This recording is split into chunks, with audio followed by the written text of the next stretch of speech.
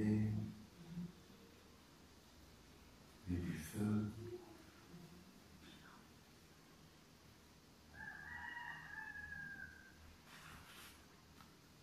Ce mouvement, cet arcana,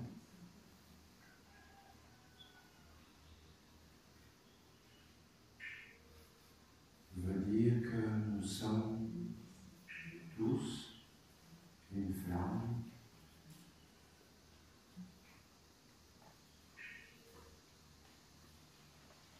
je suis un fils, une fille de l'unité.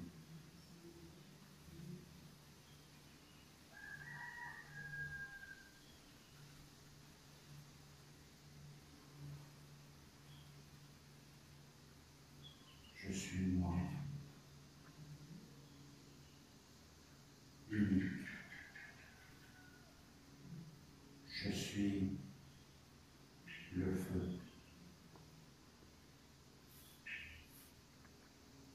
Le feu est le soleil et la lumière.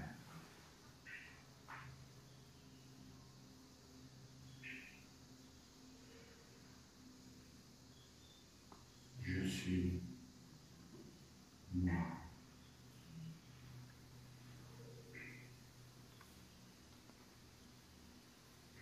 Je suis la vision du soleil. Je suis l'espace sans frontières. Je suis grand. Je suis plus grand que tout. Je suis l'unique. Je suis l'incomparable. Je suis la vision claire. Celui qui connaît et qui voit. Je suis le jeu, l'être véritable, éternel.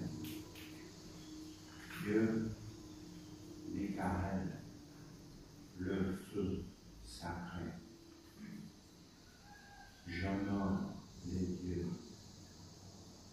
Je bénis les dieux et tous les dieux dans tous les mondes, par le soleil et par l'immensité de mon être.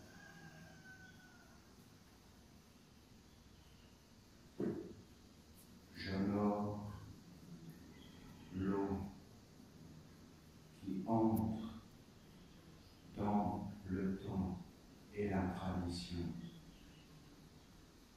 J'honore l'eau qui voyage à travers tous les mondes.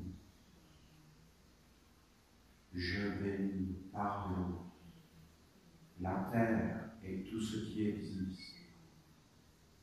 Par le feu, je vois tous les mondes et je connais. Je suis. Je suis grand.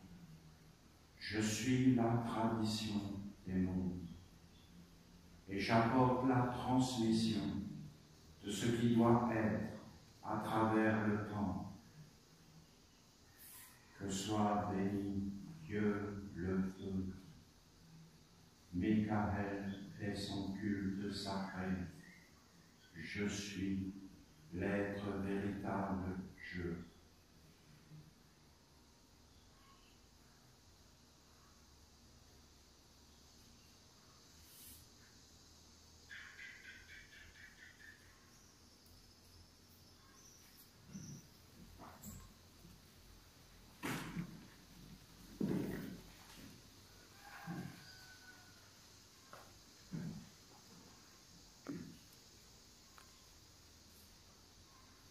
Notre mère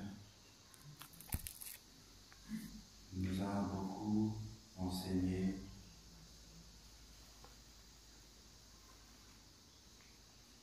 Elle nous a dit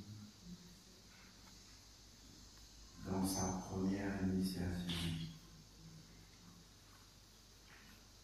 qu'il y a 4 portes qui sont 4 fondamentaux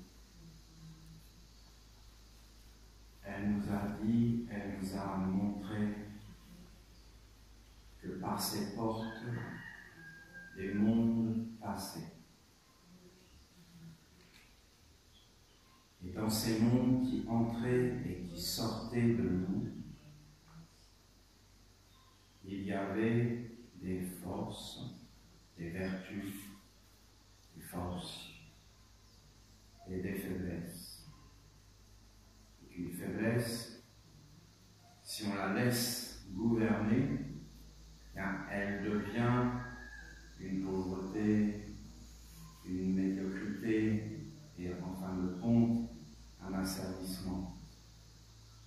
Et voilà, tu es Pierre, et quand tu étais jeune, tu te guidais toi-même. Je me guide moi-même. Et tu mettais toi-même ta ceinture. Mais quand tu auras vieilli, un autre viendra et te ceindra et décidera pour toi. Et tu iras là où tu ne veux pas aller. Tu subiras la situation. Tu ne seras plus un créateur dans la force, dans la vision et dans la capacité d'agir et de faire à partir de ton centre originel et de ton être véritable, conscient et vrai.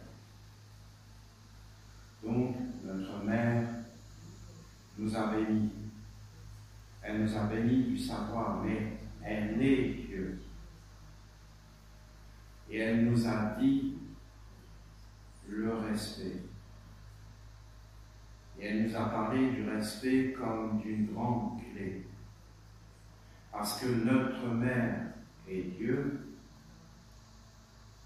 mais en réalité, la totalité des mondes sont des dieux. Et nous devons entrer dans une vérité que nous, les Esséniens, nous sommes des prêtres et des prêtresses des dieux. Nous n'avons pas à juger et nous n'avons pas à condamner. Parce que, en réalité, si nous sommes dans la clarté et que nous voulions être dans la vision, c'est-à-dire dans la connaissance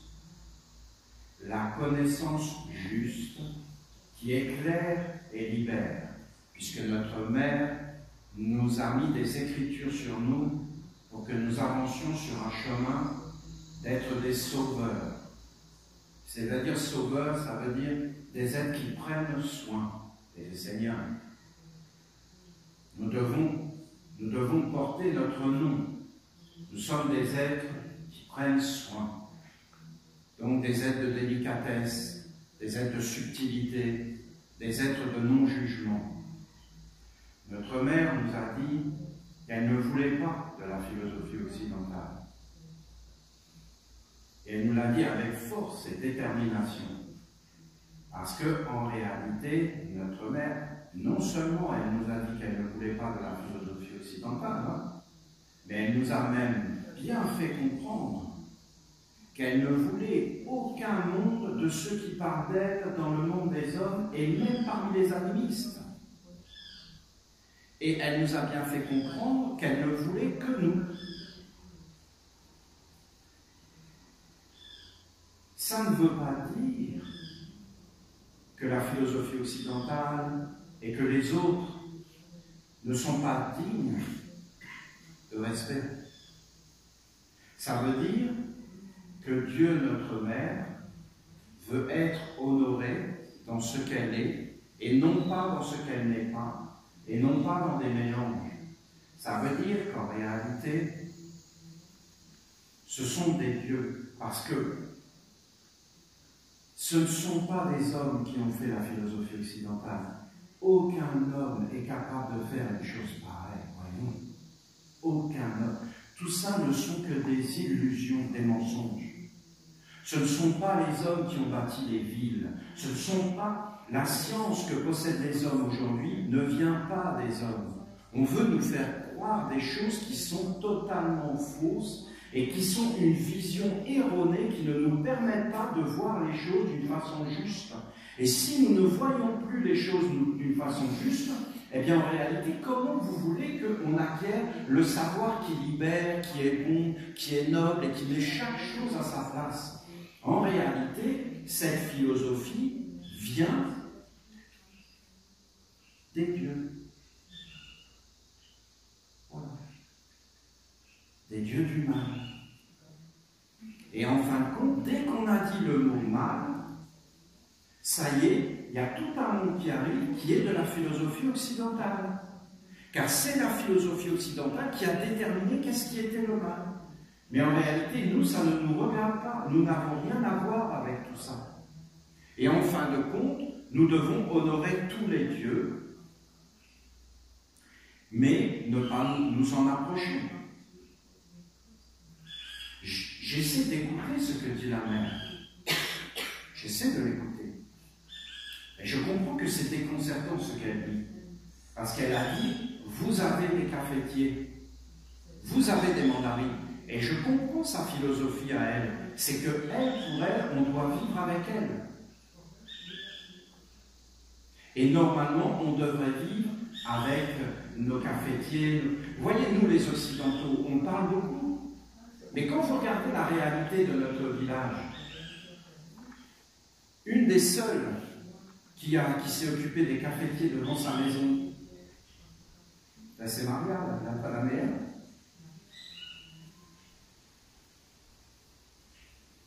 Il faut regarder les faits, vous comprenez? Et est-ce que c'est grave? Est-ce que c'est... Parce que, ah non, parce qu'on est dans la philosophie occidentale, et que toujours il faut qu'on se justifie, et que toujours on ne sait pas qui on est, alors on est dans des apparences, alors toujours on est dans des choses fausses, et on ne va jamais dans les profondeurs et regarder. Mais moi, ce que j'ai envie de vous dire aujourd'hui, c'est que par exemple, je vais boire mon café, mais il voyage, mon café. Il n'est pas là. Il vient peut-être de Colombie, peut-être il vient d'Afrique. Et il voyage. Et c'est un système tellement grand, peut-être il est coté en bourse, mon café. Ça m'échappe totalement, ça échappe à tous les humains. Ça échappe totalement aux humains. Et en fin de compte, ce café, je l'ai payé. Donc j'ai fait une offrande à ce monde. C'est une offrande, c'est un don. C'est pas, il faut enlever cette idée de commerce et toutes ces choses. Le commerce est noble, c'est pas la question, les échanges sont nobles. Le travail bien fait est noble. Mais en réalité, est-ce qu'il y a un problème avec ça? Mais je ne peux pas gérer ça, moi. Toi non plus, tu ne peux pas. Parce qu'en réalité, c'est des dieux. Voilà la vision juste. Et qu'on n'a pas, nous, à décider des dieux. Et même les dieux du mal. Parce que même si c'est un mal, et pourquoi c'est un mal? Mais parce que ça détruit tout.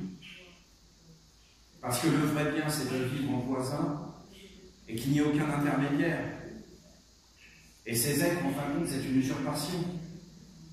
Mais soyons clairs, ça nous échappe totalement. Et ce serait de l'orgueil et de la vanité de penser qu'on contrôle toutes ces choses. Et quand l'archange Michael a commencé à nous parler et nous dire qu'en réalité il y avait un usurpateur, mais on était presque des catholiques. Et on s'est tous dit, ah, usurpateur, non, mais il est partout, qu'est-ce que vous voulez faire? C'est pas de dire non et d'avoir un ennemi, c'est de reconnaître que c'est une intelligence supérieure. Je vous le dis, le mal est une intelligence supérieure. Et de ne pas le reconnaître, c'est une intelligence perverse, c'est une intelligence sournoise, c'est une intelligence qui est une intelligence, c'est une intelligence, vous comprenez? Et elle est capable de s'organiser. Et regardez même les paroles de Jésus, les enfants des ténèbres sont plus intelligents que les enfants de la lumière. C'est-à-dire que même Jésus, il a dit que le mal avait une intelligence supérieure. Vous vous rendez compte de ce qu'il a dit, Jésus? On a bien écouté ce qu'il a dit. Qu'ils avaient une intelligence supérieure. Le mal a une intelligence supérieure au bien. C'est une façon de voir, hein, c'est un point de vue, c'est-à-dire il a dit dans le monde des hommes, les hommes ont des tendances à admirer le mal. Naturellement, l'homme a une tendance à admirer le mal, à être époustouflé par lui, par ses œuvres, par ses réalisations. Et pas du tout à admirer la lumière, parce que la lumière, elle est simple, elle est pure, elle est naturelle, et l'homme, il a besoin de se prouver des choses. Alors quand il en voit un là, qui fait des choses incroyables, extraordinaires, et même si c'est dans le fond avec le mal, il enlève le mal et il ne regarde que la fascination, le rêve et toutes ces choses. C'est pour ça que je vous dis, il faut vraiment nous détendre. Et en réalité, la mère a donné les clés. En réalité, il n'y a pas de plus grande clé dans la vie que d'être conscient. Mais le problème, c'est que quand on devient conscient et qu'on est comme mal éduqué, tout de suite on rentre dans des concepts et des croyances. Mais on ne sait pas d'où viennent ces concepts et ces croyances. Et en réalité, ces concepts et ces croyances viennent de cette intelligence supérieure du mal. Il faut juste dire que c'est un Dieu. Et que nous, on est au service des dieux. Donc, en fin de compte, quand notre mère nous dit on n'a pas à dévaluer un Dieu, on a à le respecter et on n'a pas à rentrer en conflit avec un Dieu. On a à le respecter, vous comprenez? Et donc, en fin de compte, tu bois ton café, tu le payes et puis on n'en parle plus. Mais il faut que tu comprennes que c'est une attitude à l'intérieur. Parce que c'est ça qu'elle a dit, la mère. Parce que tu comprends? Elle a dit tellement de choses incroyables. Elle a parlé de la maîtrise, elle a parlé du grand mantra, de la maîtrise dans le grand mantra. Elle a énormément parlé de la maîtrise dans le grand mantra des anges. Elle a parlé en réalité des secrets de la maîtrise, une vie bien organisée, une terre bien préparée, des bonnes alliances dans la vie, de savoir exactement ce que tu veux. Et dans sa première initiation, elle nous a donné les grandes clés des portes de la conscience, d'ouvrir et fermer les portes. Et de devenir conscient. Et regardez par exemple, eh bien, ce ne sont que des habitudes. Parce qu'en fin de compte, boire un café, qu'est-ce que c'est? C'est une habitude. Et qu'est-ce que c'est une habitude? Bien, une habitude, c'est un être qui vient des éléments. Tout autour de nous, la vie, on ne peut pas comprendre ça. Parce que on est dedans, c'est comme quand la mère elle dit la vie, qu'est-ce que c'est? Comment vous voulez qu'on comprenne? On sent qu'on est vivant. Mais on ne peut pas vraiment comprendre, il faut carrément s'éveiller et rentrer dans des mondes supérieurs de l'air, du feu, et d'être beaucoup plus grand que le corps, parce que ce ne sont que des images mentales, que des croyances en réalité. Ce n'est que de la culture ou de l'agriculture qui nous fait que croire qu'on est de telle façon, de telle façon. Et la possibilité d'arriver à voir que nos habitudes, notre lever, notre coucher, tout ce qu'on fait sont en réalité des esprits qui sont là, qui à la base sont à notre service et qui vont accomplir des tâches pour nous. Quand tu étais jeune, tu mettais toi-même ta ceinture, puis après c'est un autre. Ça veut dire que ces esprits, au bout d'un moment, ils ne comprennent rien à ce qu'on leur dit et ils nous asservissent. Et en fin de compte, si on devient conscient et respectueux, il n'y a plus de conflit. Je peux imaginer que c'était très dur d'enseigner ces choses. Je peux tout à fait l'imaginer. Qu'est-ce que tu es en train de nous raconter, Olivier? Qu'on doit respecter les dieux du mal? Bien sûr, c'est évident. Et qu'on ne doit pas intervenir dans cette histoire. Mais voyons, c'est des dieux, ça ne nous regarde pas. C'est comme ça. Tu peux faire tout ce que tu veux, c'est comme ça. La seule possibilité qu'on a, c'est de dire, voilà, toi on te respecte, mais ici c'est un autre Dieu. C'est Dieu, la mère. Dieu la mère, c'est Ama, Dieu la mère, c'est Gaïa, Dieu la mère, ça m'appartient. Non, non. Parce que nous, Ama, c'est pas Dieu la mère. Et Gaïa, c'est pas Dieu la mère. Nous, Dieu la mère, c'est Dieu la mère des Esséniens. Ah, qu'est-ce qui vous êtes? Nous sommes des serviteurs des archanges. Voilà la Bible, le culte de la lumière. Nous sommes des parents de Dieu la lumière. Le Dieu ne peut rien dire, ce sont des dieux. Et en fin de compte, il va respecter. Parce que ce sont des dieux. Et que les dieux respectent les dieux. Et qu'on doit respecter les dieux. Et quand on va dans un monde du Dieu du mal, eh bien on doit respecter ce monde du Dieu du mal. Si tu es dans un territoire socialiste, eh bien en fin de compte, essayez d'imaginer l'Allemagne socialiste des années 30. C'est pas joyeux, hein. Eh bien, en réalité, tu dois passer dans ce monde. Et les humains, ils sont dans ce monde-là, c'est leur Dieu, tu dois le respecter. Ouais, mais je suis contre, ils font le mal, mais ça ne te regarde pas. Et si tu t'associes avec ces mondes-là, eh bien, tu es dedans. C'est pour ça que Jésus a dit passer dans le monde. Il faut, en fin de compte, s'éveiller et devenir conscient. Il n'y a rien de plus que l'éveil. Des fois, tu dois t'en aller et te sauver. Et des fois, tu dois demeurer. Et quand tu ne peux plus prier ton Dieu et accomplir les actes de la lumière, c'est qu'il faut partir. Mais les dieux, même les dieux du mal, respectent la lumière, mais ils ne respectent pas ce qui est faux.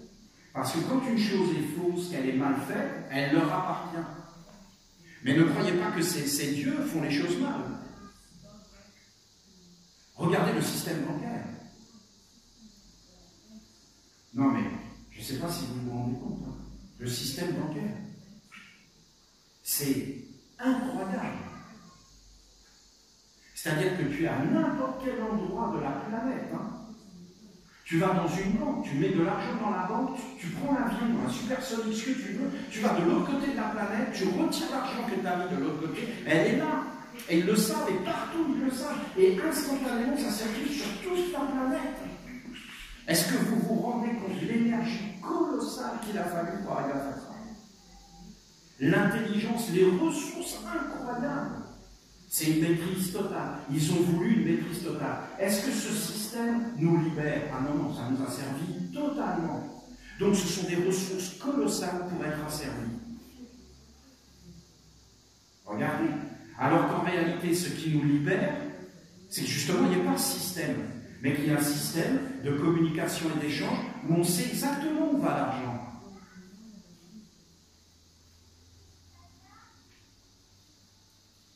En Europe, tu te fais arrêter pour un excès de vitesse. Je parle de mal. Eh bien, en fin de compte, tu payes l'amende, mais tu ne sais pas où elle va. C'est-à-dire que tu as expié ta faute, puisque tu as payé l'amende, donc ça y est, tu es nettoyé. C'est comme ça que ça marche, il faut bien oublier. Il ne faut pas après te dire, ouais, tu vas faire chauffard. Non, je suis désolé, si je suis plus un chauffard, je vais payer mon amende. Et non, tu as expié ta faute. Et non, mais sinon ça ne marche jamais leur histoire, il faut bien expier à un moment donné. Tandis que quand tu es au Panama, tu payes directement le policier. Hein? Et bien en réalité, c'est mieux, parce que tu sais où va l'argent, tu sais que c'est dans sa famille, que ça va servir pour lui, qu'il va améliorer sa vie. Tandis qu'en Europe, c'est une corruption d'État. En fin de compte, tu ne sais pas où va l'argent. Elle disparaît, elle va dans des choses vraiment abominables, parce que là, ça reste humain, à dimension humaine. On s'arrange entre nous, on peut discuter, on peut négocier, on est entre nous. On est des voisins, on vit ensemble. Et en fin de compte, on fait circuler ces choses. C'est des aspects complètement différents de la vie. Bientôt, vous n'aurez plus d'argent, vous ne saurez plus qui a payé qui. Et regardez bien, ce sont ces êtres qui, à la base, sont des matérialistes et qui, en réalité, amènent tout vers un monde dématérialisé.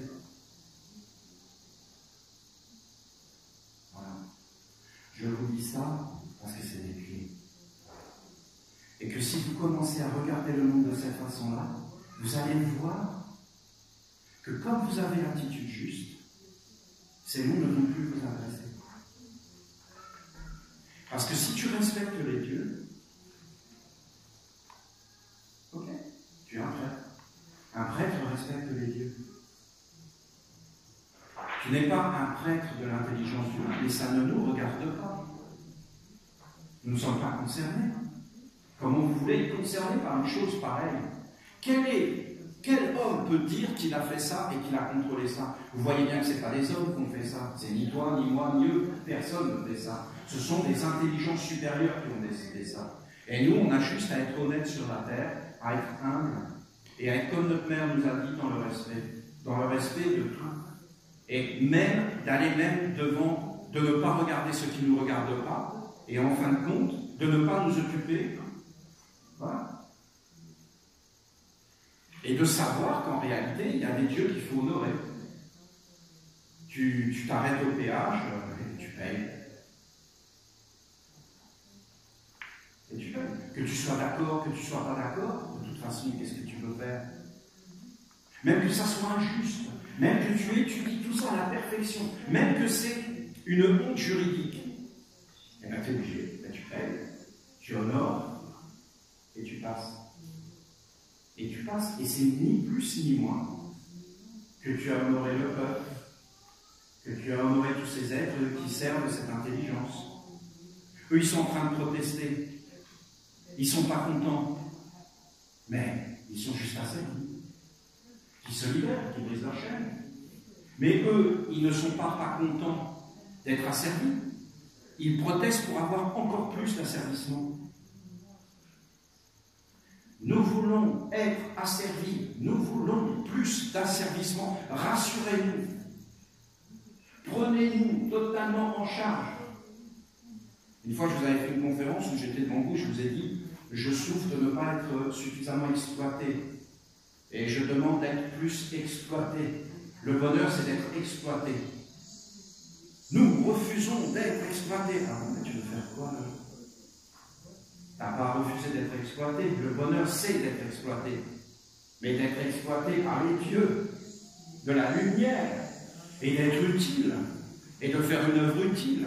Et d'être dans la gratification de tout ce que tu as fait. Oui, mais nous, c'est le contraire. Mais regarde-toi, regarde tes revendications, regarde à l'intérieur de toi, mon ami. Tu appelles le Dieu de l'intelligence du mal et après tu vas te plaindre. Mais c'était totalement inconscient. Il n'y a aucun respect, il n'y a aucune dignité dans tout ça. Ça ne nous regarde pas. Dans ce monde, il faut passer en étant invisible. Et notre mère nous a envoyé un trésor avec la carte du tarot, la lame du tarot, la 9e lame, où en fin de compte, elle parlait de garder sa lumière sous le manteau. Et de passer ce monde avec le bâton en étant conscient, éveillé. Et nous ne sommes pas des croisés ou des êtres qui sont des redresseurs de tort ou des sortes de justiciers. Nous sommes juste des gens simples qui voulons honorer Dieu sans nous occuper des affaires des autres. Et avec force et détermination, par contre. Ce ne sont pas les humains qui commandent. Ce sont les dieux. Voilà, vous avez mon point de vue. Je partage avec vous. C'est un partage, je suis en train de vous l'imposer, on est d'accord. Tout ça doit être le fruit d'une méditation commune. C'est un plat que je vous sers, on goûte, on prend pas. Moi, je ne suis pas là en train de vous dire qu'est-ce qu'on doit manger. Simplement, je vois que les Esséniens vivent dans le monde, et c'est pour ça que je voudrais leur dire détendez-vous. Parce que si vous avez la bonne attitude, vous allez avoir la vision juste. Si vous avez la vision juste, vous allez voir que vous ne pouvez pas faire autrement. Et quand on ne peut pas faire autrement, on se détend. Et en fin de compte, on l'accepte et on regarde comment on peut faire et on commence à s'organiser. Et regardez tous les messages de la mère. De poser chaque chose, chaque étape de sa vie. Et en fin de compte, je vous reconfirme ce que je vous ai dit et que je vous redis de nouveau, nous n'avons aucun ennemi. Et moi, personnellement, je vais vous conduire vers un monde où il n'y a pas d'ennemi. Voilà. Je vous dis comment, moi, ce que je vais faire. Vous devez l'entendre. Moi, je ne vais aller vers aucune guerre, vers aucun ennemi. Et maintenant que la mère a parlé du respect, j'en ai déjà parlé, hein. Je vous en avais parlé, il y a des anges, on est tous engagés dans cette histoire. Mais le fait que la mère en parle, vous comprenez, elle met une dimension encore plus grande à tout ça. Parce qu'elle parle de son monde à elle. Et ce monde doit être sans mélange. Notre mère doit être honorée dans la pureté. Le Dieu du mal doit être honoré dans la pureté. Et nous, on doit avoir des relations pures avec le mal. Des relations claires, simples. Et en fin de compte, de lui dire, ben voilà, on te respecte puisque tu as une intelligence divine et que nous ne sommes pas suffisamment intelligents pour comprendre tout ça. Car tu es une intelligence supérieure à nous. Donc nous servons le Dieu de la lumière. Nous sommes identifiés, c'est clair. Nous servons notre mère. Et nous ne sommes pas parfaits. Et là, il va dire, oui, il y a des choses en toi qui viennent de moi. Ben, d'accord, et bien ok, c'est comme ça, il n'y a pas de problème puisqu'on t'honore, donc on paye l'impôt. Et on fait nos offrandes. Est-ce que vous voulez le faire? Quand c'est comme ça, il faut qu'il y ait une harmonie. À un moment donné, ça va passer parce que tu auras un corps. Et l'une des grandes clés, c'est l'acceptation. Et vous voyez, une des grandes clés, c'est l'humilité. C'est la reconnaissance de ce qui est vrai, donc c'est le savoir. Parce que le savoir, c'est pas l'orgueil, parce qu'en fin de compte, c'est ni la vanité. C'est qu'il ne faut vraiment pas prendre des humains comme modèle. Et c'est ça notre faiblesse.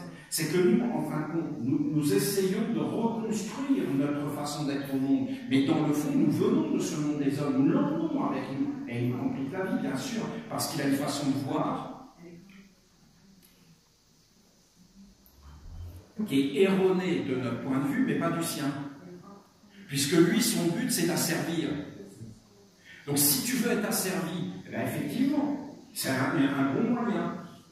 Mais si tu veux t'éveiller, eh bien tu ne peux pas utiliser ces modes de fonctionnement. Ça ne fonctionne pas. Si tu veux écraser, si tu veux asservir, si tu veux détruire, c'est parfait. C'est parfait. C'est des bons moyens de le faire. Mais si tu ne veux pas asservir, détruire, eh bien ça ne marche pas, vous comprenez? Parce qu'en réalité, ce n'est pas du tout les mêmes mots. C'est pour ça que notre mère, elle nous parle de ça. Elle nous parle en réalité de ne pas amener ce monde. Ça ne veut pas dire qu'on ne peut pas le respecter. Tu comprends? Dans tes yeux, c'est des esprits. Dans toutes tes habitudes, c'est des esprits. Dans tes pensées, c'est des esprits. À l'origine, ces esprits sont tes serviteurs. À l'origine. Tous ces mondes-là sont là pour être à ton service. Quand ces êtres ont vu qu'en réalité, tu étais toi-même au service des dieux de l'usurpation, sans même t'en apercevoir, parce que c'est inconscient, eh bien ces êtres t'ont asservi. Mais ils ne le veulent pas, ils sont aux ordres. Et si tu commences à t'éveiller, tout simplement, sans conflit, eh bien tu vas t'apercevoir qu'en réalité, tu peux transformer ces êtres. Et qu'en réalité, ta vie va devenir beaucoup plus simple, parce que c'est juste un regard, c'est juste une façon d'écouter, c'est juste une façon de faire, c'est de changer certaines habitudes, c'est de commencer à t'éveiller, de mettre ta vie en œuvre, c'est de savoir ce que tu veux dans la vie. Et après, c'est être bien sûr que c'est toi qui le veux, et après de mettre tout en place pour que ça se fasse. Il y a des choses que tu ne pourras pas vivre. Alors tu regardes si c'est vraiment toi. Et après tu écoutes la mère, eh bien la mère elle te dit je suis la vie, je suis un état d'être de sérénité, de paix et de connaissance de soi. Qui tu es. Alors regarde. Par exemple, regarde comment tu vis les 4 éléments. C'est sa première initiation. Est-ce que tu es conscient du feu? Mais vraiment conscient. Conscient du feu. De la flamme, du culte de Michael. Ça fait des années, des dizaines d'années, qu'on a des feux perpétuels. Perpétuels. Dans des temples. Vous vous rendez compte de ce qu'on a fait? On a acheté des terres pour les consacrer. On a bâti des temples. On a allumé des flammes perpétuelles dans les temples pour honorer le feu. Mais c'est à l'extérieur. Mais si tu t'éveilles, tu vas voir qu'il y a une flamme perpétuelle à l'intérieur de toi qui est toujours en éveil. Et qu'en réalité, cette flamme, elle te parle si tu t'approches d'elle, que tu commences, et elle te dit des choses. Et après, il y a un feu destructeur. Destructeur. Ce n'est pas un bon feu. On va lutter contre le feu destructeur, mais voyons, c'est Dieu qui a fait ça. C'est des dieux qui sont aux ordres de Dieu. C'est une perfection. Nous n'avons pas la vision juste. Après, vous avez l'air. Tu peux le faire. Tu fais ça, c'est toi. Tu fais ça, c'est grand. C'est grand. C'est majestueux, c'est grand, grand. C'est grandiose. Et c'est toi. C'est toi. Tu es grandiose. Tu es un être grand. Tu es très, très grand. Tu es immense. Immense. Tu es grand comme les étoiles. Et après, vous avez l'eau. Bien, regardez bien l'eau. Regardez-la. Tu vis dans un espace sans frontières, éternel, immortel. C'est l'air. Tu es un être unique au sein de la création. C'est le feu. Tu es un être immense, immortel. C'est l'air. Tu n'as aucune limite, aucune frontière. C'est l'air. Tu es grand, tu es partout, l'air et la lumière. Et tu connais tout. L'eau. Tu voyages à travers le temps et à travers les espaces. Non? Regardez. L'air. L'eau. Tu voyages. L'eau, c'est un être de voyage. L'air, il ne voyage pas, l'air. L'air, elle est éternellement elle-même, sans frontières, sans limites. L'eau voyage dans tous les mondes. L'eau va en dessous, l'eau va en dessus. L'eau est grande, immense, l'eau est petite, tout petite. Elle est tout. Et elle voyage partout. Et quand la mer nous parle de transmission, elle parle de l'eau. L'eau et la terre. La terre qui est riche d'expérience, qui est tout est possible. Le bien comme le mal, ça dépend de ce que tu vas mettre dedans. Et elle va te redonner, elle est le miroir.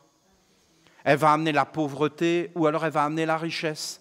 Elle va amener le bonheur ou alors elle va amener la tristesse, parce qu'en réalité, tu n'es pas conforme, tu n'es pas juste, tu n'as pas fait les choses. Alors, elle est sans discussion, la terre. Elle te redonne ce que tu es.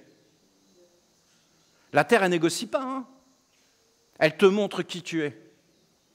Elle est le miroir des mondes. Elle est le fondement de la vie. La mère, elle nous a dit dans sa première initiation, les 4, avec les portes, avec les faiblesses, avec l'éveil. Et dans sa deuxième initiation, elle nous parle de l'eau en réalité et de la terre.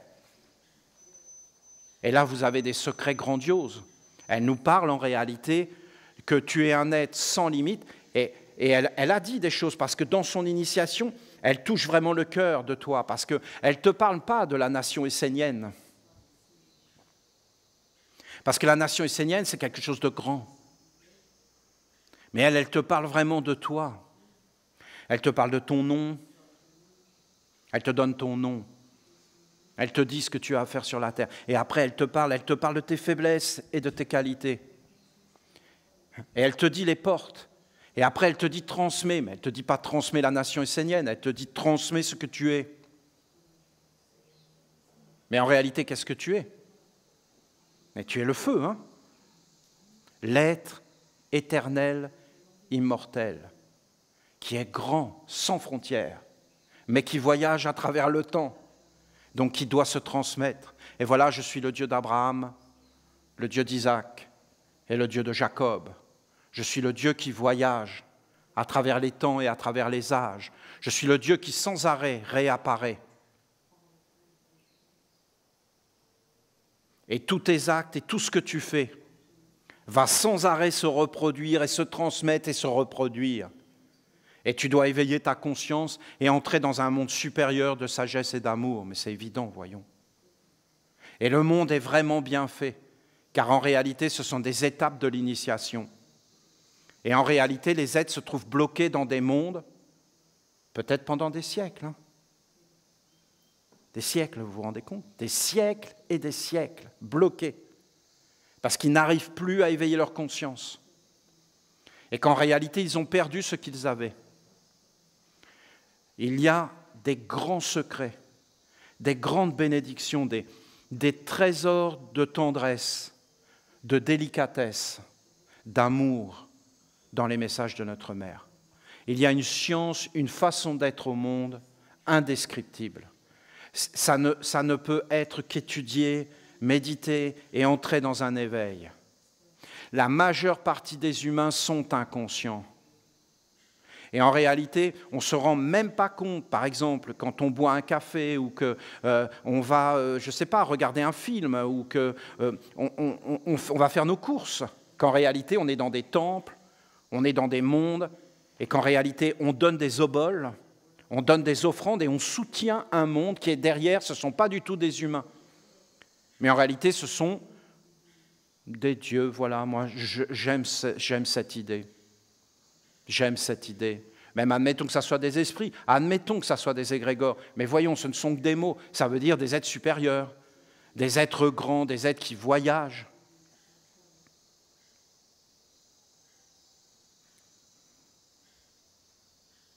Vous avez des êtres qui les connaissent. Moi-même, j'en ai rencontré, et si vous parlez avec eux, vous n'avez pas intérêt à parler avec ces êtres-là parce qu'ils sont d'une intelligence supérieure et ils vont vous embrouiller. Il faut rester humble, il faut savoir exactement qui on est, il ne faut pas du tout être curieux. Il y a des fois, il ne faut pas être curieux, parce que tu vas changer de crèmerie en fin de compte, parce qu'ils vont te retourner comme ça. C'est des êtres qui ne meurent pas, c'est des êtres qui sont... ils ont le savoir des âges. Donc, qu'est-ce que tu veux faire ? Et regarder toutes ces choses avec un autre regard. Après, tu dois éveiller ta conscience. Et après, tu fais quoi si tu rentres dans le monde du feu, de l'eau, de l'air et de la terre et de la nature vivante ? Eh bien, tu rentres dans le monde réel. Et c'est ce que nous a dit notre mère, je vais vous conduire vers le réel. Et donc, tu éveilles ta conscience. Et donc, tu commences à reprendre ta vie en main. Parce que sinon, je ne vois pas comment on peut faire. Il n'y a que l'humilité qui fonctionne et en fin de compte de reconnaître, même devant nos faiblesses, c'est bien d'être humble et de les accepter et de ne pas combattre parce que toute chose est juste, parce que tout est dans un ordre, tout est dans une harmonie. Ce n'est pas valable que quand ça nous plaît, c'est valable quand ça nous plaît et quand ça ne nous plaît pas. Sinon, ce n'est pas vrai, c'est juste nous qui décidons. Mais est-ce que c'est nous qui décidons ? Mais bien sûr, puisque nous sommes habités par ce Dieu créateur qui est l'être étant, qui est la vie omniprésente et partout. Voilà. Alors maintenant, je vais vous lire le message de notre mère. Mais ce message de notre mère, il est comme la continuité de ce que je viens de vous dire. Parce qu'elle va nous parler de la tradition et donc de la transmission. Mais il faut comprendre que ce qu'elle dit, c'est sa deuxième initiation. On ne peut pas séparer la première initiation de la deuxième initiation. On ne peut pas. En réalité, c'est une continuité.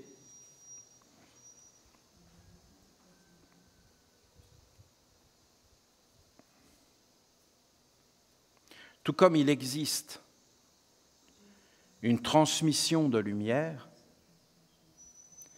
il en existe une autre qui endette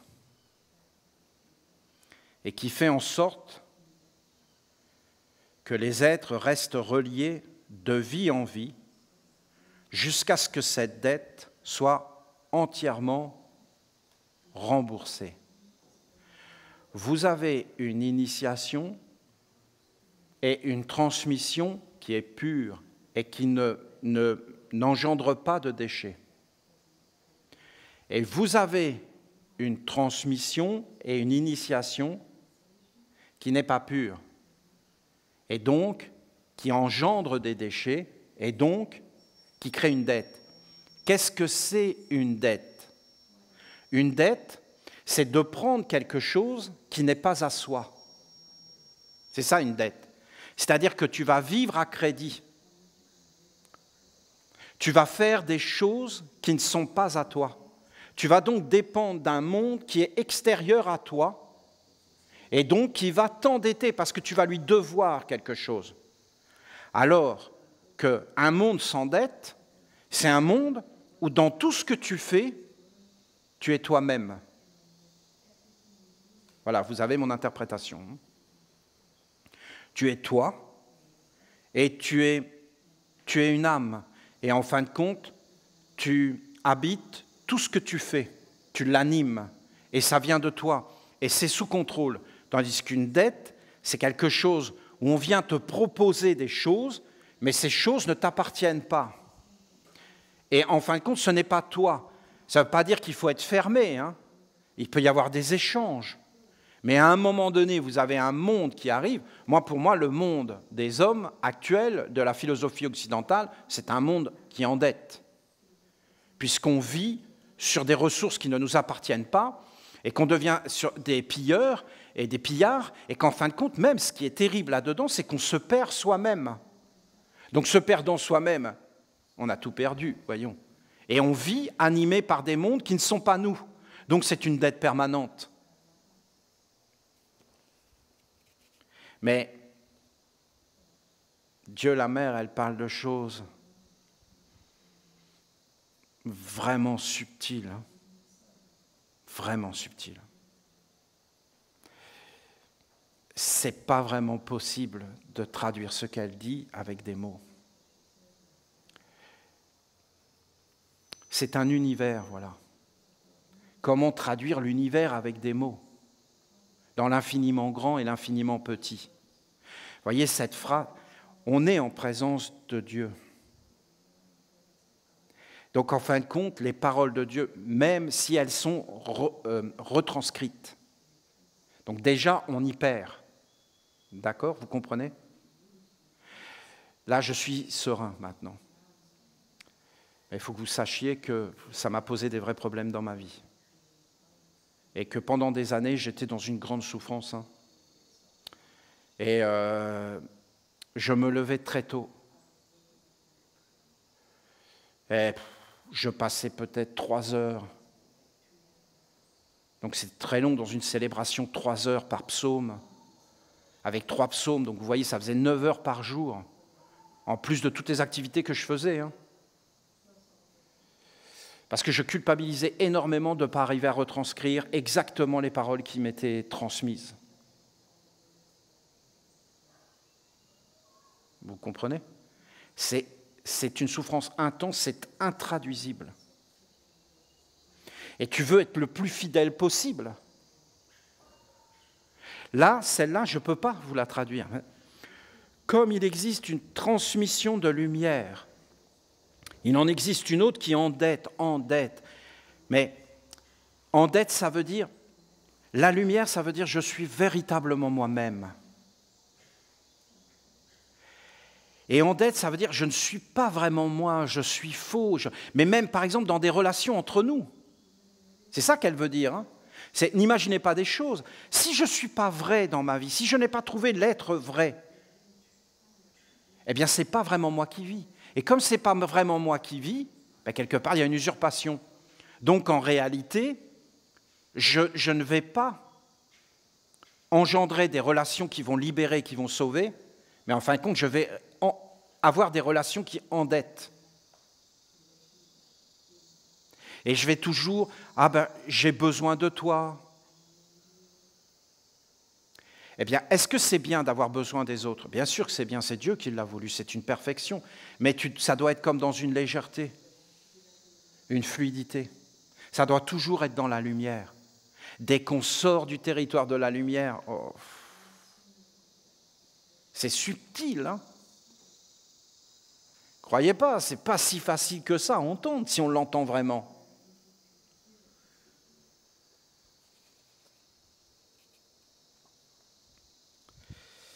Et fait en sorte que les êtres restent reliés de vie en vie jusqu'à ce que cette dette soit entièrement remboursée. Ah, je te connais de vie en vie. Le couple mythique des Mauroy-Givaudan, qui s'est permis de dire que j'avais sali la tradition essénienne. Lui, il est bien.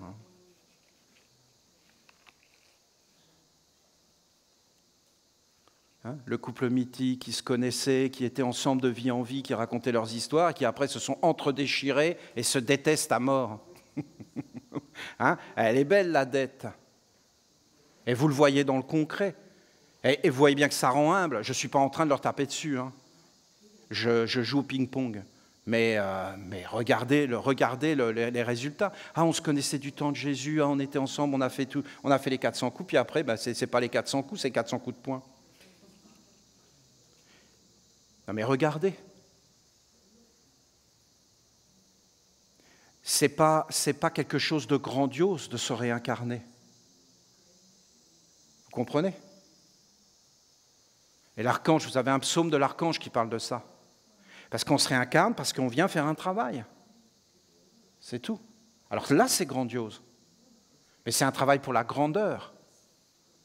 Bon, on est d'accord que vous comprenez que c'est pas facile et que je ne suis pas en train de dire des choses, puisque moi, je veux respecter les dieux maintenant, ça y est. Je viens de prendre la décision en buvant mon café. Voilà. La transmission de lumière est nécessairement consciente, vivante et dans la grande maîtrise. En fin de compte, il n'y a rien d'humain. Tu es dans une perfection, dans une impersonnalité, tu es dans une grandeur. Tu es le feu, l'air qui bénit l'eau et la terre. Et tu bénis les générations. Mais il faut qu'il n'y ait rien de, vous comprenez, du sournois, de l'avidité. Rien de vouloir exister dans un corps. Sinon, tu ne transmets pas forcément quelque chose. Ce n'est pas toi. Vous voyez l'idée?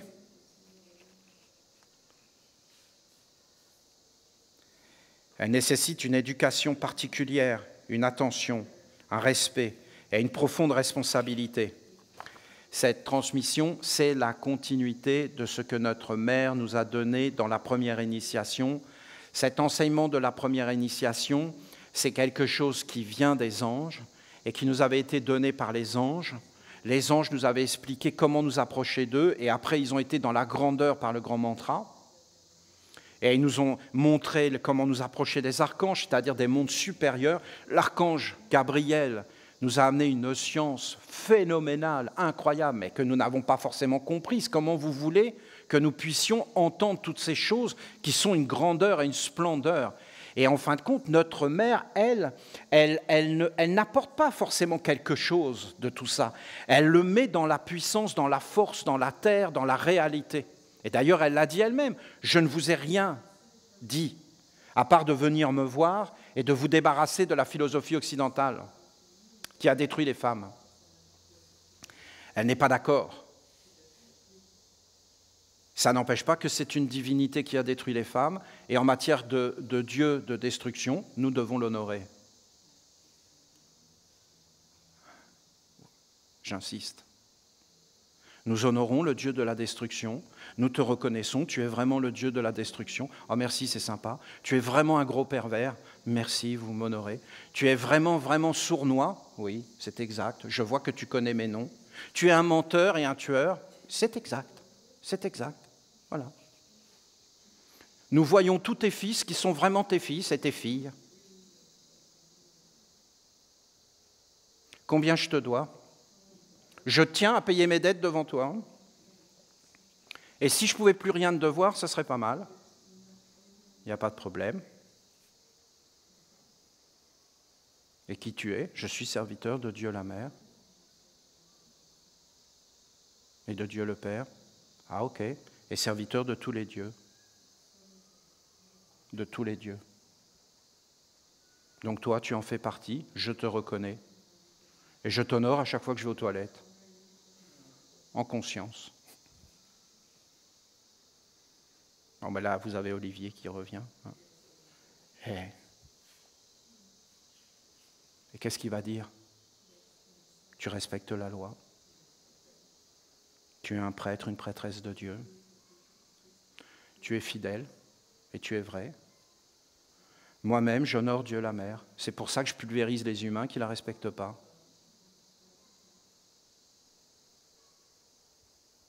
Et qui sont là en train de me faire des courbettes pour avoir des pouvoirs. C'est des minables, ils sont ridicules. Ils trahissent père et mère pour rien. Ils me donnent leurs enfants à dévorer, les cons.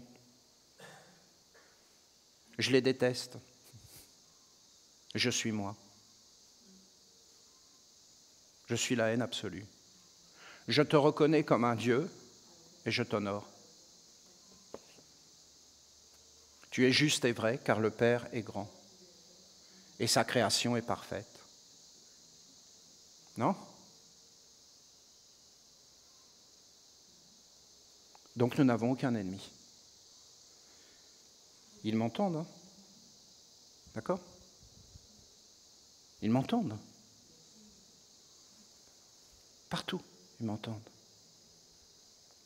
Je vous dis que nous n'avons aucun ennemi, et je veux vous libérer. Hein. Et je veux que quand vous alliez dans le monde des hommes, vous soyez détendus, clairs, protégés, et qu'ils vous reconnaissent comme des êtres vrais, qui sont en conflit avec rien, et qu'en réalité, nous sommes juste des enfants de Dieu la Mère, et du Père, bien sûr, et des anges, et des archanges. Et nous l'avons montré, nous sommes fidèles à nos ancêtres. Nous vénérons Zoroastre qui avait les paroles de Dieu, qui était capable de faire apparaître les dieux dans tous les mondes, Zoroastre.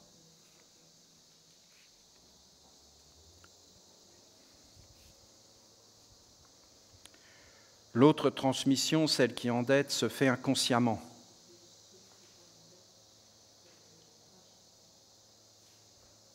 Et mécaniquement. Et elle peut être même utiliser le mauvais aspect de l'animisme. En réalité, c'est des animistes. Mais ils sont rentrés dans le mauvais aspect de l'animisme, qui devient alors une magie sombre. Mais en réalité, c'est des instinctifs. C'est des tueurs, c'est des animaux de chasse. C'est des prédateurs. Une mauvaise influence et un lien des ténèbres. Celui qui est mal éduqué, qui ne se tient pas dans la tradition, dans l'alliance et la filiation de Dieu, est nécessairement inconscient et il agit au quotidien avec ses gestes, ses yeux, ses paroles, ses sens, son intelligence pour faire apparaître un comportement, des attitudes. Une attitude, c'est des esprits, des génies, des égrégores. Un comportement, ça appartient à Dieu. C'est mon comportement, c'est moi. Tu es totalement inconscient. Totalement inconscient et mal éduqué. Pour un Essénien, d'accord? Mais pour le Dieu de la destruction, de la haine, non, il est parfait. C'est une question de point de vue, on n'a pas à juger, d'accord? Et on n'a pas à dire de quelle religion il est, puisque c'est de la sphère privée, même si c'est de la sphère publique. Parce qu'après, c'est les dieux du mal qui gouvernent. Ben, les humains le veulent bien, donc ça ne nous regarde pas.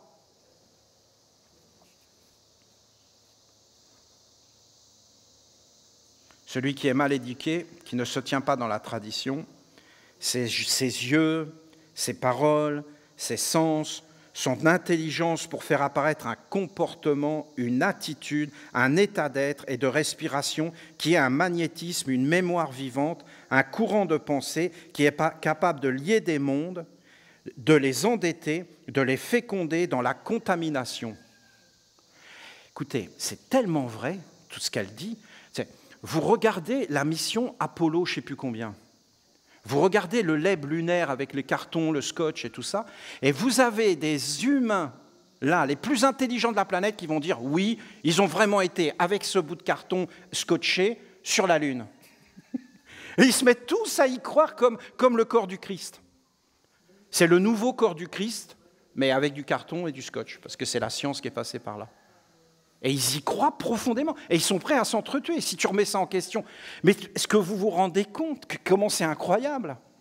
Parce que si tu remets ça en question, tu remets tout en question. Vous avez même une sorte de ministre, de député américain qui a été dans un pays. Il lui a dit, pour honorer le pays, je vous offre une pierre lunaire. Oh,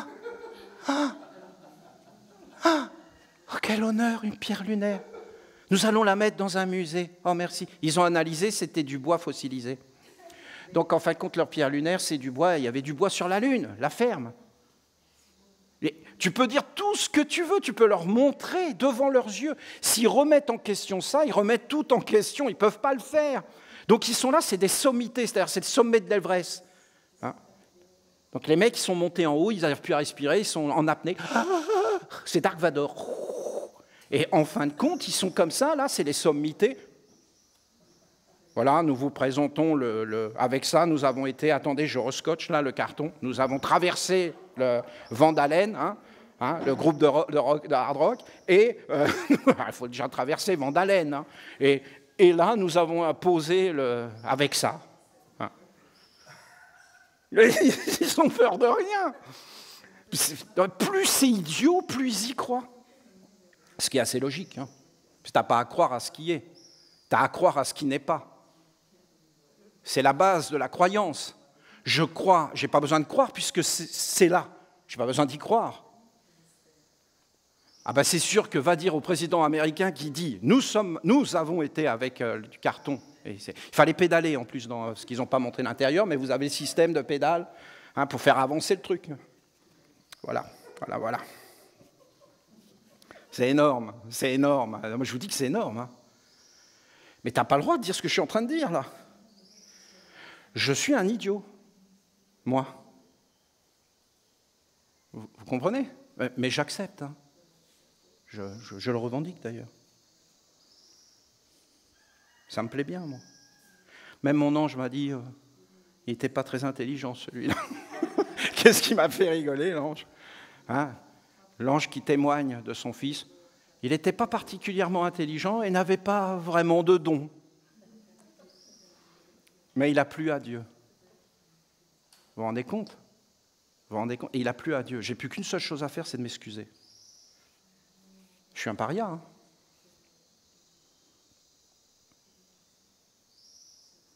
Un comportement, des attitudes, des états d'être et de respiration qui a un magnétisme, une mémoire vivante, un courant de pensée qui est capable de lier des mondes, de les endetter et de les féconder dans la contamination.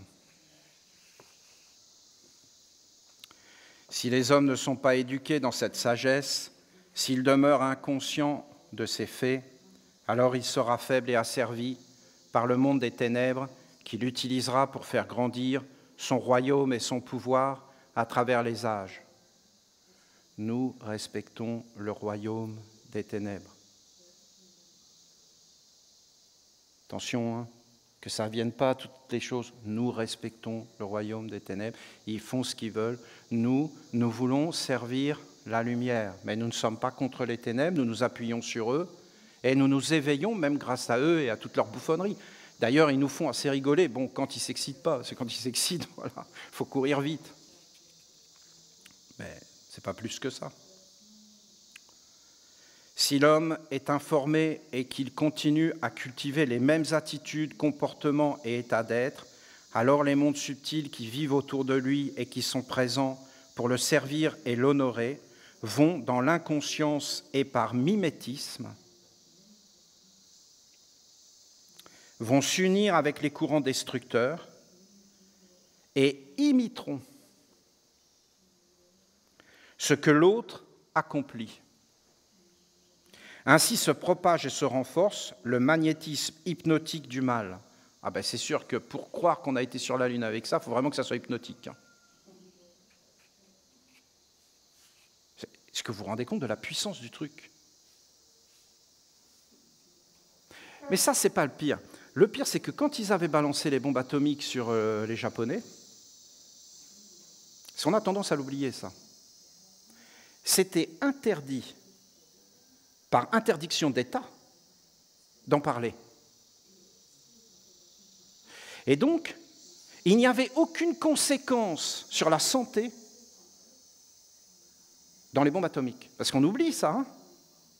Et donc, vous aviez des commissions d'enquête et des experts qui étaient envoyés, et tous disaient qu'il n'y avait aucune conséquence sur la santé. Et toutes les chaînes de télévision du monde entier, tous les journalistes ont dit qu'il n'y a aucune conséquence sur la santé. Vous vous rendez compte? Comment c'est possible de faire une chose pareille? On parle bien de transmission et de refus de regarder les faits concrets. Il a fallu attendre que ça soit déclassifié, et qu'en fin de compte, tout le monde s'en moque maintenant. Et on ne parle jamais de mensonge d'État à ce point-là. Et les gens ont une tendance à croire qu'il y en a toujours un qui va dire la vérité.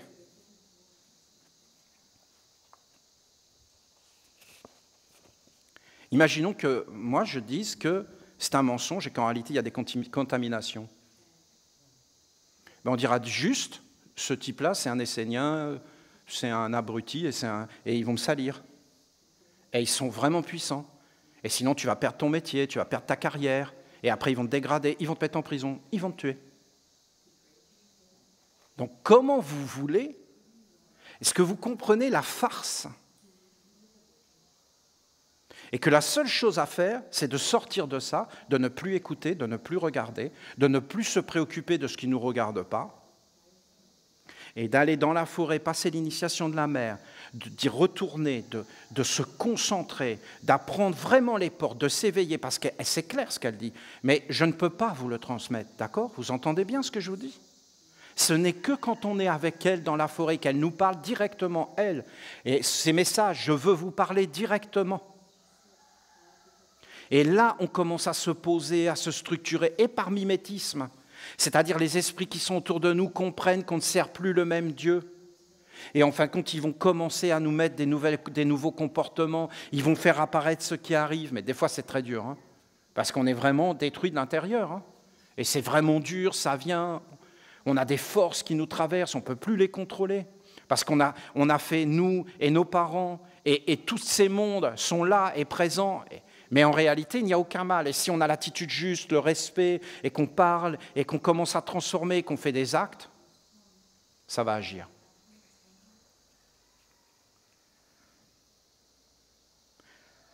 Les mondes subtils qui vivent autour et qui sont présents pour le servir et l'honorer. Servir qui? Dieu le feu, Dieu l'air, c'est tout même. Et après, la lumière, la transmission, l'acte, et toutes les choses qui apparaissent. Et après, la terre, la conséquence. Et les portes fermées, ouvertes, claires, et la conscience éveillée. Dans l'inconscience, par mimétisme, vont s'unir avec les courants destructeurs, le feu destructeur, et imiteront ce que l'autre accomplit. Ainsi se propage et se renforce le magnétisme hypnotique du mal.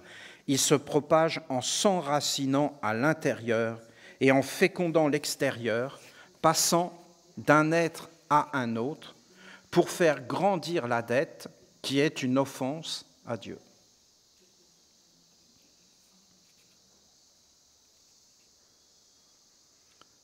C'est-à-dire à Dieu, c'est-à-dire à soi. Puisque Dieu, c'est nous.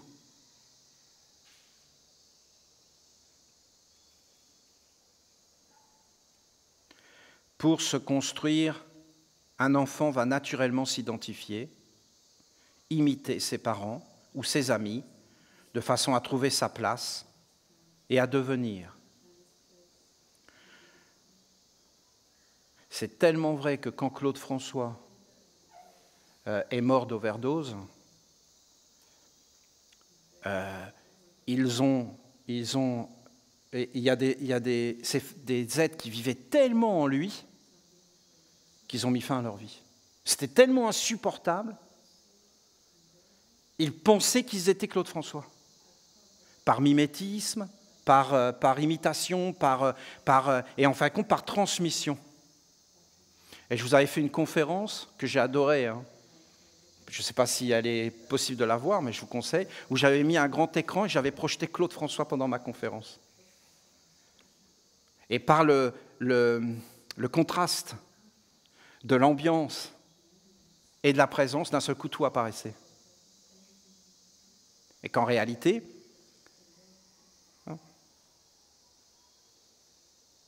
c'était le savoir de l'Afrique qu'il avait pris et qu'il a amené et qu'il a pris, et il apparaissait comme le Dieu solaire. Et si vous le regardez bien, cet être, quand il dansait par exemple, c'est impossible à faire. Il était plus là. Il était habité par des mondes. Comment vous voulez sauter partout comme il faisait, tout en dansant et en chantant, sans être essoufflé? Et après, il s'arrêtait, il était là. C'est incroyable ce qu'il faisait, les gens le voyaient. Et c'était les anciens cultes, mais c'est détourné, bien sûr. Et c'est pour ça que ça avait une puissance, une telle puissance de magie, et que les êtres étaient là.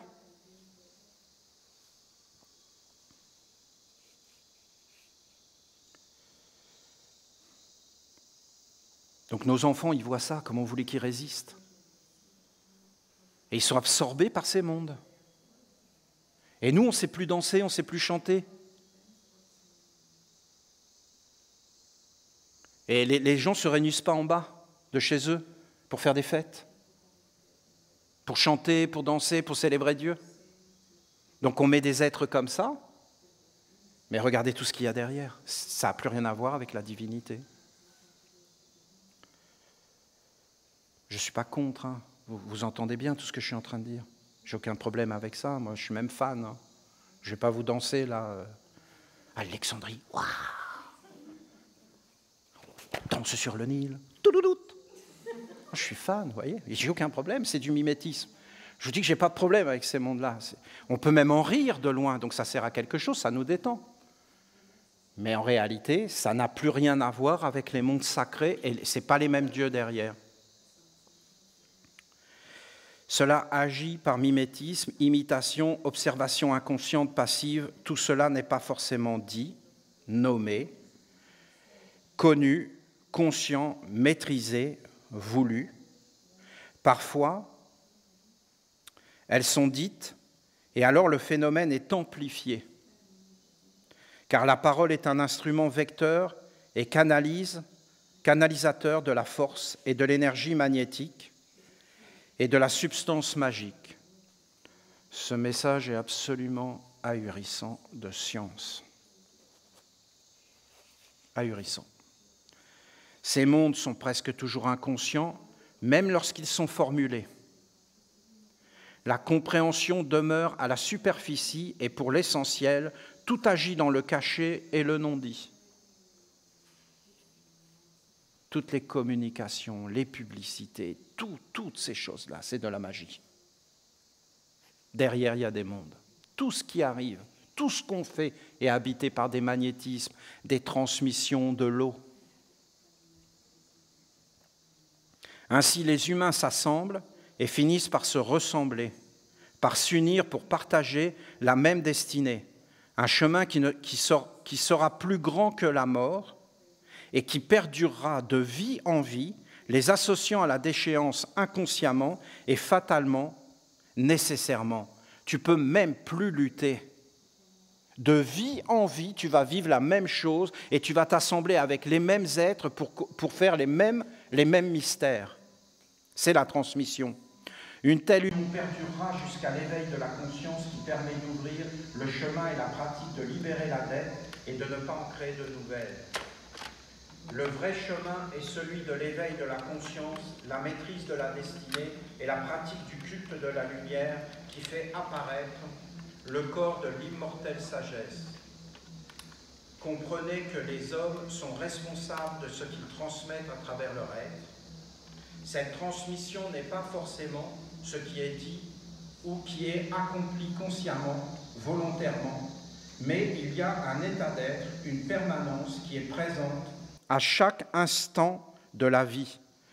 Je suis un être bien, toute ma vie j'ai fait le bien, mais en réalité c'est faux, c'était qu'une apparence. Mais dans les profondeurs, en réalité, ce qui a été transmis, c'est des états d'être de mécontentement, c'est des états d'être de violence. Et quand tu dis à la personne, mais non, tu as pourri ma vie, il te dit, mais non, voyons, non, parce que ce n'est pas conscient. C'est souterrain.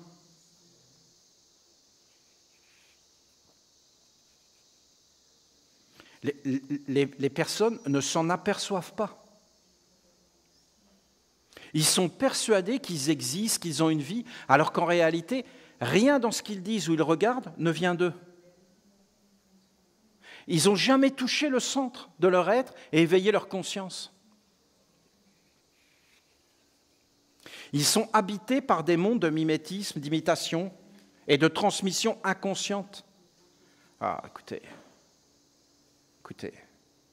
ça donne envie de retourner dans la forêt, refaire sa première initiation. Mais je vous le dis, hein, pour vraiment, ou alors à la fin d'aller dans le jardin du silence, hein, parce que nous sommes en train de le construire là. Nous ouvrons les chemins, nous posons les premiers bâtiments, nous allons poser les fondations du temple de l'immortalité.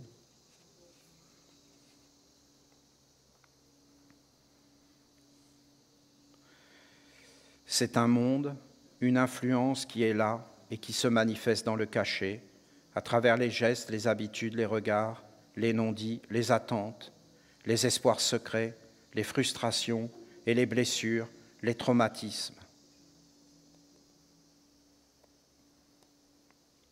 C'est en général un lieu non conscient et qui échappe au contrôle de l'être qui vit dans le corps. Lorsqu'un homme est habité et animé par un monde inconscient, la plupart du temps, il ne s'en aperçoit pas ou très peu. C'est un monde qui se cache et qui rampe sur le sol et avance dans le silence. Parfois, les hommes s'éveillent et s'aperçoivent qu'il y a une influence ésotérique à l'œuvre dans leur vie, mais ils se rassurent eux-mêmes et affirment que ce n'est pas vraiment important. Parce que vous voyez, des fois, on la sent à des moments. Elle monte dans la colonne vertébrale et on commence à complètement dérailler. On perd le contrôle, on devient hystérique. On rentre dans la colère, Puis après, on se met à faire des choses et puis après, on se calme et on se dit « mais qu'est-ce que j'ai fait ?» Et on se sent mal parce qu'on a été habité, en réalité traversé. Et l'être s'est montré. Et après, on s'habitue, toutes nos cellules s'habituent. Et donc, il peut venir de plus en plus. Et à la fin, il prend le contrôle. Il faut être humble, je vous dis. Il faut sortir du faux et entrer dans le vrai. Parfois, les hommes s'éveillent et s'aperçoivent. En fait, ils refusent d'entrer dans le cachet afin d'affronter la réalité de ce qui vit en eux et les gouverne à leur insu. L'homme nie cette vérité car il ne veut pas faire le travail de se clarifier, mais cela est néanmoins réel et agit à travers son comportement et les événements de sa vie comme une ambiance, un souffle, une influence, une atmosphère particulière qui teinte absolument tout et donne le ton. Cela apparaît subtilement dans l'attitude, le regard, le geste, les paroles, la réactivité. La réactivité. Je vois quelque chose et ça éveille en moi une chose que je ne contrôle plus et qui prend le contrôle.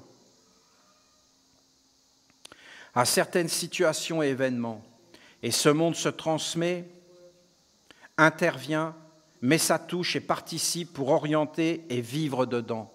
Tu ne peux pas le contrôler. Donc il suffit que tu vois quelque chose que tu ne supportes pas, parce que tu as des traumatismes inconscients, tu le vois, ça agit sur toi, ça rentre, et tu perds le contrôle. Et donc tu transmets.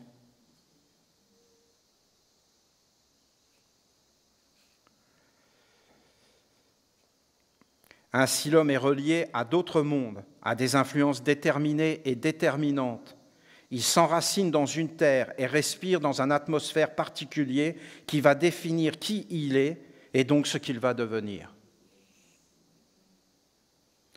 Ce sont des fils de différentes couleurs qui s'unissent entre eux pour tisser un monde et faire apparaître une écriture qui ne peut plus être enlevée autrement que par le chemin de l'éveil, de la conscience originelle et du corps de la sagesse. Des fils qui sont tissés et qui forment une tapisserie. Et en fin de compte, ces fils, c'est tous les êtres que tu vas rencontrer dans ta vie. Et en fin de compte, ces êtres que tu rencontres, tu penses que tu les rencontres, mais en réalité, tu les as déjà rencontrés. Et en fin de compte, sans arrêt, on retisse les fils. Et on fait apparaître des mondes dans lesquels on vit, avec des couleurs, avec des musiques, avec des atmosphères. Et ça vit à travers les siècles. Et vous avez des êtres au-dessus qui se nourrissent de ça. Alors maintenant qu'il y a la télévision, que tout est enregistré, c'est beaucoup plus facile à voir. Vous aviez, comment elle s'appelait ? Françoise Hardy, qui chantait. Eh bien, après, vous avez eu Hélène et les garçons. D'accord ? C'est les mêmes. Elle n'est même pas morte que vous avez la succession. Et si vous les regardez, c'est toujours même les mêmes têtes.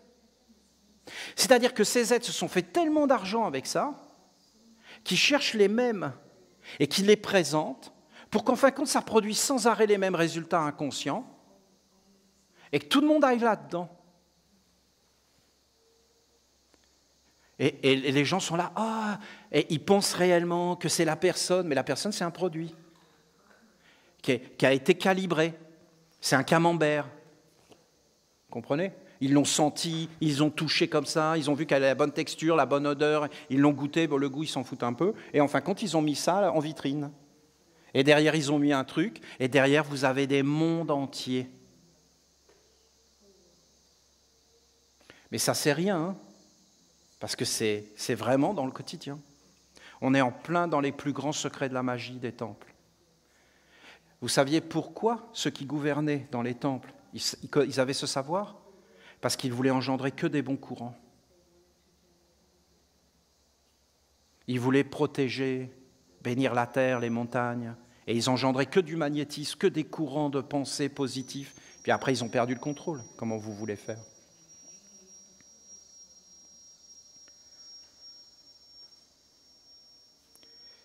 Donc même nous, vous voyez ce qu'on est en train de faire, on tisse des fils. Et on fait vivre des mondes. Ainsi, l'homme laisse tisser inconsciemment la trame de sa destinée, va continuellement vivre, de vie en vie, une destinée qui est écrite. La seule porte de sortie, c'est la conscience, l'initiation, le corps. Il va toujours rencontrer les mêmes êtres, les mêmes situations, les mêmes histoires, et il va croire que c'est bénéfique, que c'est sa vie, son histoire, sa destinée, mais cela est totalement faux. Il est en dehors de son histoire et de son être, mais il s'est fait attraper par un monde de voleurs et enfermé dans un piège qui l'empêche de s'éveiller et de retrouver sa liberté. Le sombre est facile à percevoir, car en vérité, c'est toujours une histoire de dette. De créer des dettes et d'augmenter la dette. Des choses pas payées, des choses pas nettoyées, des choses pas accomplies, pas libérées, des choses pas faites dans la perfection. Soyez parfaits comme le Père. Conduisez vers l'aboutissement tout ce que vous commencez et libérez-le. Une dette, c'est toujours un monde qui doit être libéré. Je sais que vous allez avoir du mal à entendre cette sagesse, cette science, mais pourtant elle est le chemin de la libération.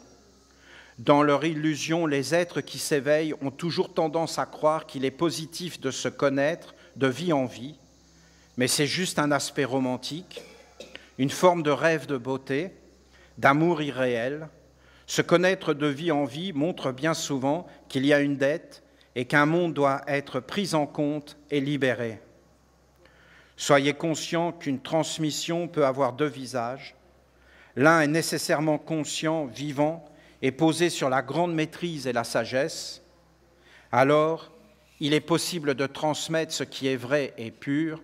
L'autre transmet une dette, une pauvreté, un envoûtement, un enchantement, et donc une déchéance. Voilà, message de notre Mère, sacrée science. Tellement vrai. Pas facile à voir, hein ? C'est pour ça que j'ai voulu vous donner une clé d'entrée. Vraiment la clé qu'elle nous a donnée, hein ? Le respect, et en fin de compte, de plus en plus, d'entrer dans ce que nous sommes, des prêtres et des prêtresses, donc de Dieu. Donc nous n'avons rien à dire sur les dieux. Ce n'est pas nous qui avons à décider du monde. Nous devons prendre le monde tel qu'il est et l'accepter tel qu'il est. Et nous devons honorer les dieux et tous les dieux. Notre père Raphaël a dit, pas de contre-vertu. À partir de ce moment-là, d'accord, il voulait nous dire, comme un cadeau, et nous pouvons dire, notre père Raphaël nous a dit, mais soyons clairs et soyons honnêtes. nous ne savons pas vraiment ce que c'est qu'une vertu, et nous ne savons pas forcément ce que c'est qu'une contre-vertu.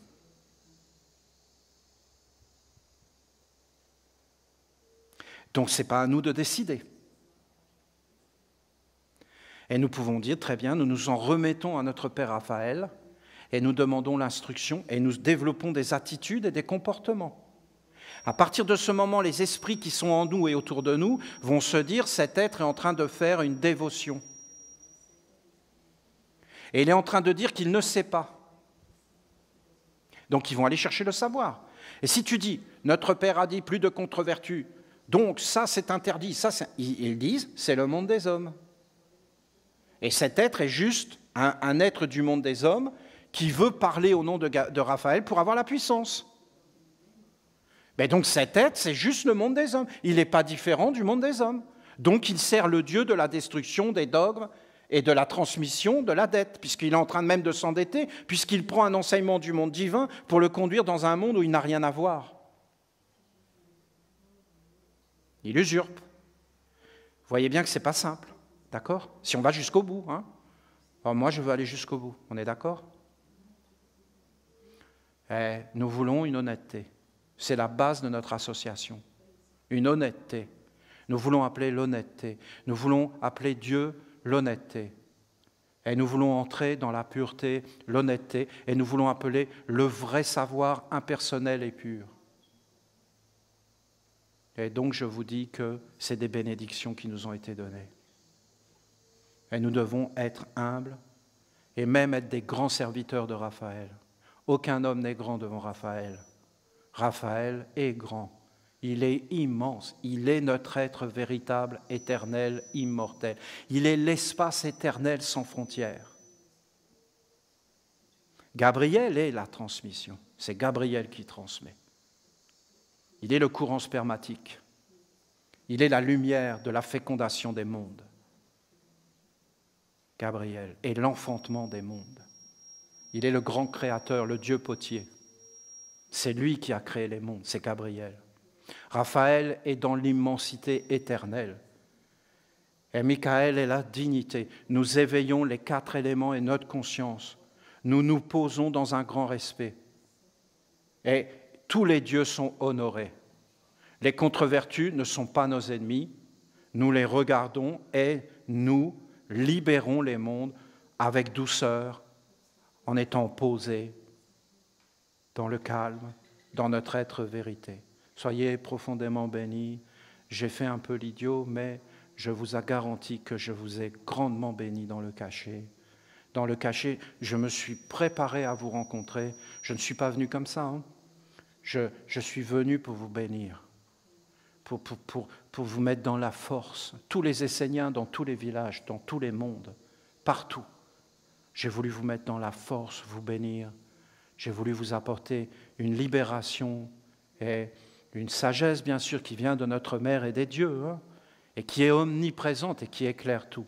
Soyez profondément protégés, car si vous recevez ma bénédiction, alors en réalité, vous allez passer dans tous les mondes et personne ne va vous toucher parce que vous avez le respect, parce que vous honorez les dieux et tous les dieux, et qu'en réalité, vous êtes clairs, et qu'il y a des écritures sur vous, et qu'il n'y a aucun conflit. Et quand un être vient vers vous pour être dans le conflit, toi, intérieurement, tu dis « mais moi, je n'ai pas de problème avec le Dieu du conflit, je l'honore », et il va se calmer. Il va se calmer. Et la solution va venir, parce que notre Mère a dit d'être patient, d'être subtil. Ce sont que des clés de la vie. Soyez profondément honorés, car rappelez-vous toujours, vous avez fait apparaître le corps de notre Mère. C'est nous tous ensemble qui sommes en train de faire apparaître le corps de notre Mère, que ce trésor et que cet acte vous soit acquis et soit à vous ici et à nous partout, à nous dans tous les villages et sur toute la terre, à tous les Esséniens, tous les Esséniennes. Mais vous savez, même de partager avec tous les mondes, à la limite. Mais pour l'instant, on va rester entre nous parce qu'on n'est pas forcément riche. Mais si demain on devient immensément riche, on partagera avec tous les mondes, vous comprenez ? Avec tous les êtres. Tous les êtres. Que tous les êtres soient bénis, c'est notre volonté. Et tous les dieux soient honorés.